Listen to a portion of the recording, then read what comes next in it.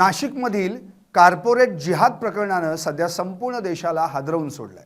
या प्रकरणातील अटकेत असलेल्या आरोपींकडून अनेक धक्कादायक खुलासे होत आहेत। पोलीस जसा खाक्या दाखवतायत तसं ते पोपट्यासारखे बोलतायत। त्यामुळे त्यांची कुंडलीच आता पोलिसांसमोर उघडी झाली आहे। याच प्रकरणात आता पोलिसांनी पीडितांना धीर दिलाय, त्यांना त्यांच्यावर झालेल्या अन्यायाबद्दल न्याय मिळवून देण्याचा विश्वास दिलाय। त्यामुळे या प्रकरणात अनेक पीडिताही आता बोलू लागले आहेत। अशाच एका पीडितेने दिलेल्या जबाबाने आता पुन्हा एकदा खळबळ माजली आहे। कारण हा जबाबच असा आहे, तुझी झिरो फिगर म्हणण्यापासून ते साडीचा पदर ओढण्यापर्यंत आपल्या सोबत घडलेली बीती या तरुणीने पोलिसांना सांगितली आहे। या पीडितेने नेमकं काय म्हटलंय, संपूर्ण महाराष्ट्राला हादरवून टाकणारा हा काय आहे जबाब, त्याचाच आढावा घेणारा हा व्हिडिओ। नमस्कार, मी संदीप आणि आपण पाहताय LS मराठी। संस्कार आणि संस्कृतीची नगरी म्हणून ओळखल्या जाणाऱ्या नाशिक शहराला एका अत्यंत विकृत आणि धक्कादायक प्रकरणाने हादरवून सोडलं।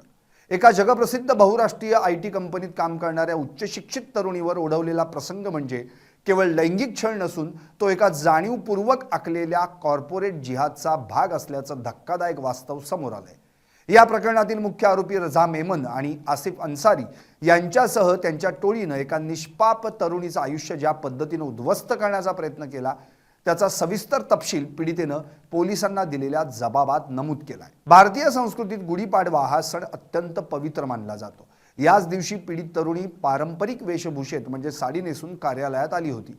कार्यालयातील वातावरण उत्साहाचं असताना आरोपी रजा मेमन याच्या मनात मात्र विकृती सळसळत होती। पीडितेने जबाबात सांगितलं की ती जेव्हा ऑफिसच्या पॅन्ट्री किंवा लॉबीच्या भागातून जात होती तेव्हा संधी साधून रजानं तिच्या साडीचा पदर जोरात ओढला। अचानक घडलेल्या या प्रकारामुळे पीडिता हादरून गेली। तिने तात्काळ आपला पदर सावरला आणि तिथंच ती थबकली। मात्र समोरून माफी मागण्याऐवजी रजा मेमन तिच्याकडे पाहून अश्लील हावभाव करत जोरजोरात हसत होता। या एका घटनेनं पीडितेच्या मनात धडकी भरली।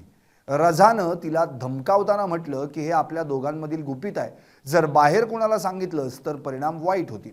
एका मोठ्या IT कंपनीच्या सुरक्षेत आपली विटंबना होईल अशी कल्पनाही तिनं केली नव्हती। केवळ साडीचा पदर ओढण्यावरच हे आरोपी थांबले नाहीत। पीडितेने दिलेल्या जबाबानुसार आसिफ अन्सारी नावाचा दुसरा आरोपी सतत मानसिक आणि शारीरिक छळ करत होता। ऑफिसमध्ये काम करत असताना तो मुद्दामहून पीडितेच्या शेजारी येऊन बसायचा। जागा रिकामी असतानाही तो तिला खेटून बसायचा आणि संधी मिळताच तिच्या मांडीवर, खांद्यावर किंवा कमरेवर हात फिरवायचा। इतकंच नव्हे तर तुझी झिरो फिगर आहे असं म्हणत तो तिच्या शरीराबद्दल अत्यंत घाणेरड्या कमेंट्स करायचा। तुझ्या गरजा तुझा नवरा पूर्ण करू शकणार नाही, त्या मी पूर्ण करेन अशा शब्दात तो तिला लज्जा उत्पन्न होईल असं देखील म्हणायचा। तिचं नुकतंच लग्न झालं असूनही तिला तिच्या पतीपासून तोडण्यासाठी आणि आपल्या जाळ्यात ओढण्यासाठी हे आरोपी सतत प्रयत्न करायचे। या प्रकरणाला जिहाद असं नाव पडण्याचं कारण म्हणजे पीडितेवर टाकला जाणारा धार्मिक दबाव। पीडितेने आरोप केलाय की तिला सतत विशिष्ट धर्माच्या प्रार्थना वाचण्यास भाग पाडलं जायचं। तुझ्या धर्मात काय ठेवलंय, आमचा धर्म स्वीकार, तुझे सगळे प्रश्न सुटतील असं सांगून तिला प्रलोभनं दिली जायची। आरोपींची एक मोठी टोळीच या कंपनीत कार्यरत होती, जी हिंदू तरुणींना टार्गेट करून त्यांचं ब्रेन वॉशिंग करत असे। यामध्ये निदा खान नावाच्या एका महिलेची भूमिका अत्यंत महत्त्वाची असल्याचं समोर आलंय। तिनंच पीडितेला या दलदलीत ओढण्यासाठी मुख्य सूत्रधाराचं काम केल्याचा संशय आहे। अनेकांना प्रश्न पडलाय की इतका मोठा छळ होत असताना पीडिता गप्प का होती। या मागील कारण अत्यंत हृदयद्रावक आहे। पीडितेचे वडील कॅन्सरसारख्या दुर्धर आजाराने ग्रस्त आहेत।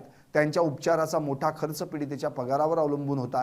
जर तिनं नोकरी सोडली असती किंवा विरोधात आवाज उठवला असता तर तिची नोकरी जाण्याची भीती आरोपींनी तिला दाखवली होती। आपल्या वडिलांचे प्राण वाचवण्यासाठी ही तरुणी दररोज नरक यातना भोगत होती, ऑफिसला जात होती। तिच्या याच मजबुरीचा फायदा या नराधमांनी घेतला। कोणत्याही कॉर्पोरेट कंपनीत महिलांच्या सुरक्षेसाठी पोश म्हणजेच प्रिव्हेन्शन ऑफ सेक्शुअल हॅरेसमेंट समिती असते। पीडितेनं या समितीकडे दाद मागण्याचा प्रयत्न केला, मात्र तिथंही तिची निराशाच झाली। उलट तिलाच गप्प राहण्यास सांगण्यात आलं आणि या प्रकरणावर पडदा टाकण्याचा प्रयत्न झाला। त्यामुळे कंपनीच्या अंतर्गत सुरक्षा व्यवस्थेवर आता प्रश्नचिन्ह उपस्थित केलं जात आहे। इतक्या मोठ्या जागतिक स्तरावरील कंपनीत महिलांच्या तक्रारींची अशी दखल घेतली जात नसेल तर इतर महिलांनी कुणाकडे पाहायचं असा सवाल आता विचारला जातोय। सुरुवातीला या प्रकरणाचा तपास नाशिक पोलिसांनी सुरू केला आणि यासाठी विशेष तपास पथकाची स्थापना करण्यात आली। मात्र या प्रकरणातील धर्मांतराचा पैलू, आरोपींचं जाळं आणि त्याचं गांभीर्य लक्षात घेता हे प्रकरण आता राष्ट्रीय तपास यंत्रणेकडे वर्ग करण्यात आल्याची माहिती समोर येते। रजा मेमन आणि आसिफ अन्सारी सध्या पोलिसांच्या कोठडीत आहेत, तर निदा खान अद्याप फरार आहे। नाशिकचं हे प्रकरण केवळ महिलांच्या लैंगिक शोषणाचं नाही, तर कॉर्पोरेट संस्कृतीच्या आड लपलेल्या एका भीषण मानसिकतेचं दर्शन घडवणारं आहे। ज्या ठिकाणी महिला स्वतःला सुरक्षित समजून काम करतात, तिथंच जर त्यांच्या पदराला हात घातला जात असेल आणि त्यांच्या धर्मावर घाला घातला जात असेल तर ही अत्यंत चिंतेची बाब आहे। आता सर्वांचं लक्ष लागून राहिलंय ते पोलीस आणि NIAच्या तपासाकडे, जेणेकरून या पीडितेला न्याय मिळेल आणि अशा विकृत प्रवृत्तींना कायमचा चाप बसेल। Bureau report, LS Marathi.